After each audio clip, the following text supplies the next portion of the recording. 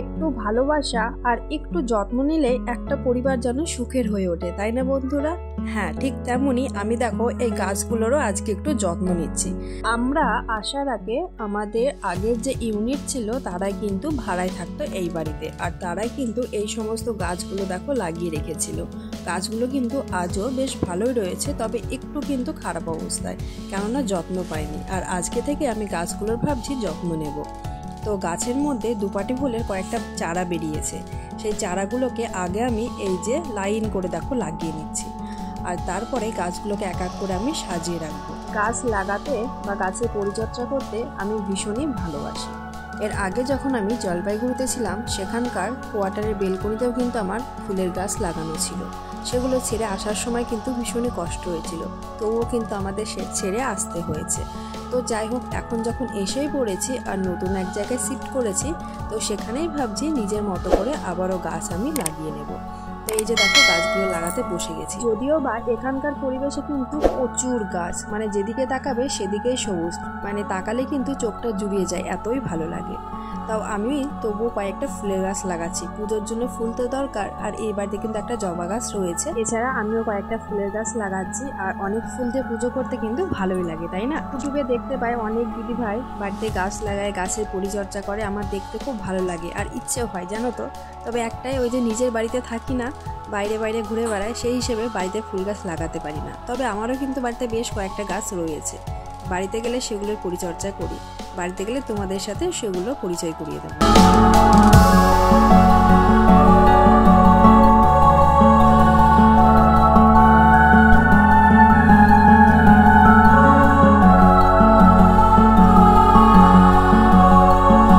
Hello everyone, good morning, welcome back to my channel Payel lifestyle. কেমন আছো তোমরা সবাই? আশা করি ভালো আছো। তোমাদের ভালোবাসা আশীর্বাদে আমিও বেশ ভালোই আছি।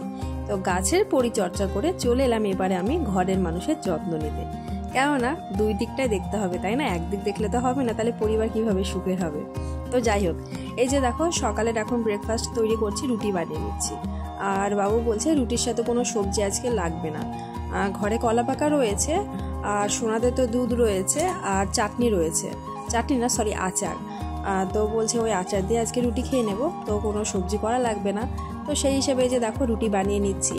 আর সকালে রুটি করলে কিন্তু আমার অনেক সুবিধা, আমার দুই ছানাও খেতে ভালোবাসে, ওদের পাপারও হয়ে যায়, আমিও একটা রুটি খেয়ে নিই, হয়ে যায়। অন্য খাবারের থেকে রুটিতে কিন্তু আমার বেশ ভালোই সুবিধা।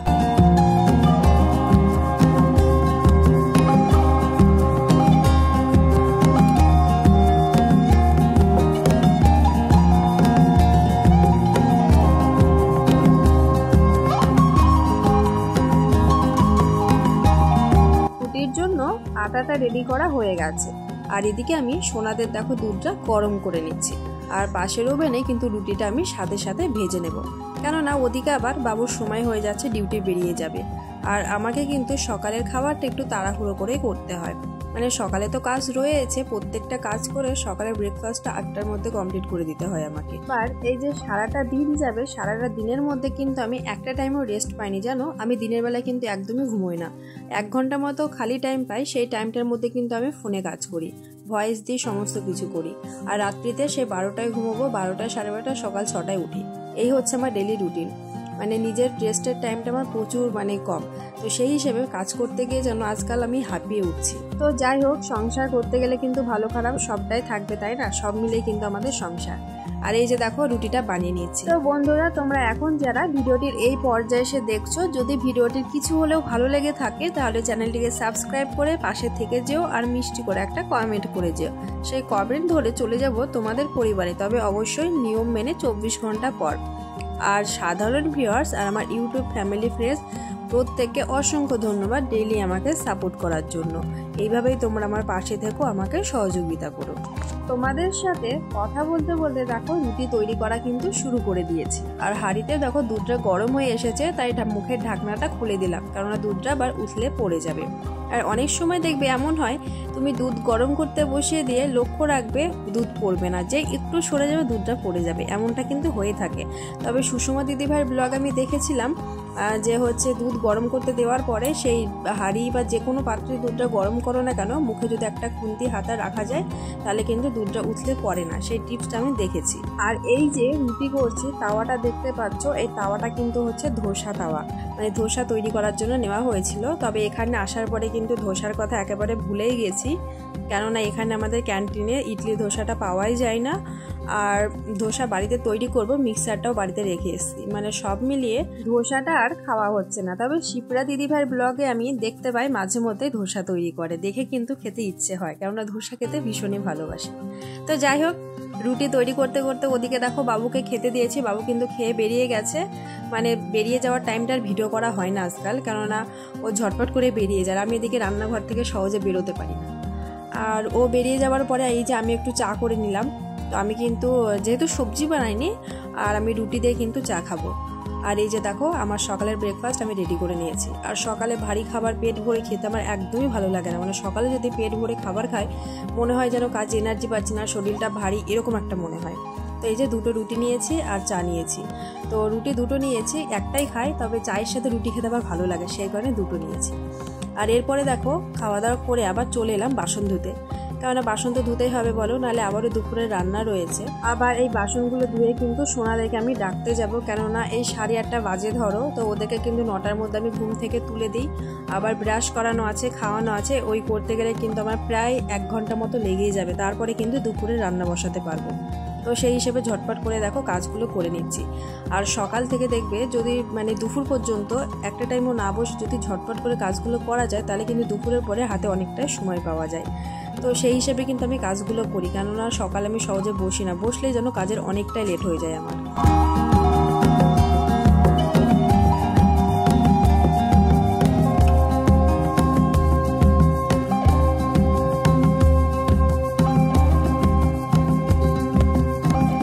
এই যে দেখো বন্ধুরা, বাসনগুলো ধোয়া হয়ে গেছে, আর আমি এখন এই গামলাটার মধ্যে তুলে রাখছি। গামলার মধ্যে কিন্তু জলটা ঝরে যাবে, আর জলটা ঝরে গেলে কিন্তু আমি আরো এক জায়গায় কিন্তু বাসনগুলো তুলে রাখবো। আমি কিন্তু এমনভাবে বাসন রাখি, কেননা এখানে খুব একটা যে বেশি বাড়ির মতো জিনিস রয়েছে তা কিন্তু নেই। আর এই যে দেখো গ্যাস ওভেনটাও কিন্তু পরিষ্কার করে নিয়েছি। তো চলো এবারে যাওয়া যাক, সোনাদেরকে ঘুম থেকে তুলে দিই। দেখি দেখি দেখি আমার সোনার মুখটা কোথায়, দেখি দেখি দেখি, ওটো ওটো ওটো ওটো ওটো ওটো, দেখি দেখি দেখি, ওটো।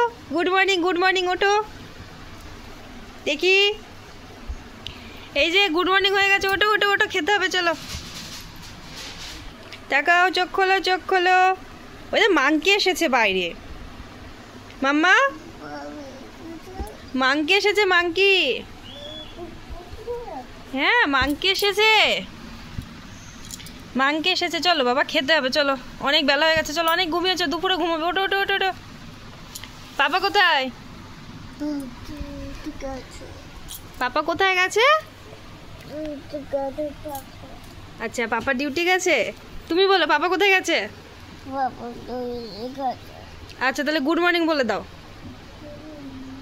ফোনের দিকে তাকে গুড মর্নিং বলে, এইদিকে তাকে গুড মর্নিং। আরেকবার আরেকবার বলো,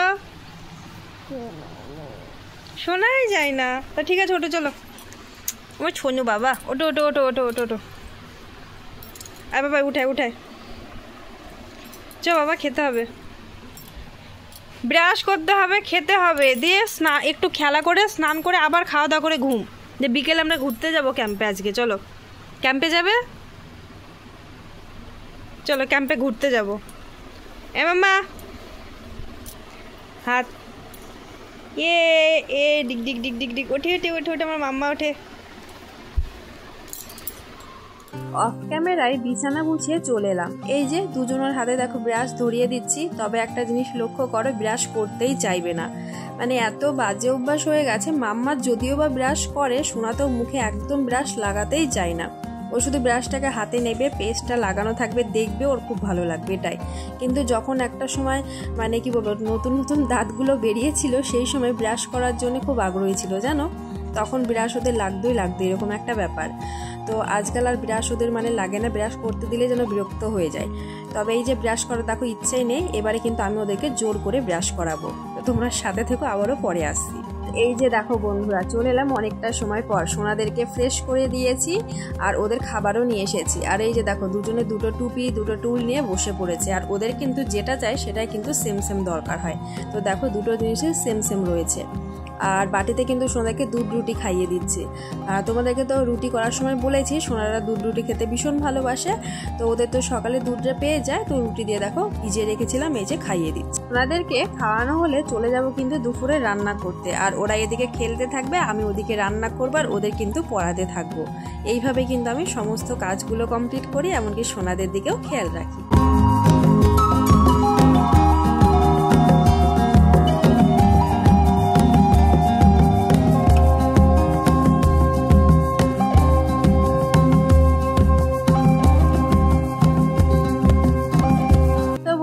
চলে এলাম দুপুরের খাওয়া দাওয়া নিয়ে, মানে খাবার নিয়ে আর কি। কেননা দুপুরে রান্না তোমাদের সাথে শেয়ার করতে পারিনি, ওই যে সোনাদেরকে পড়াচ্ছিলাম, তারপরে রান্নাও করছিলাম, একটু তাড়াহুড়ো ছিল তাই ভিডিও করিনি। আর ডেলি তো রান্নার ভিডিও তোমাদের মধ্যে শেয়ার করি। তো এই যে রান্না করেছিলাম ছোলার ডাল, লাউয়ের সবজি, ভেন্ডি ভাজা। মানে আজকে মঙ্গলবার, আমাদের নিরামিষ। সকালে রুটি করেছি দেখেছো, আর এই হচ্ছে নিরামিষ রান্নাবান্না। তো এখন এই যে সোনাদেরকে খাওয়াতে যাচ্ছি, আবারও তোমাদের সাথে পরে দেখা হচ্ছে।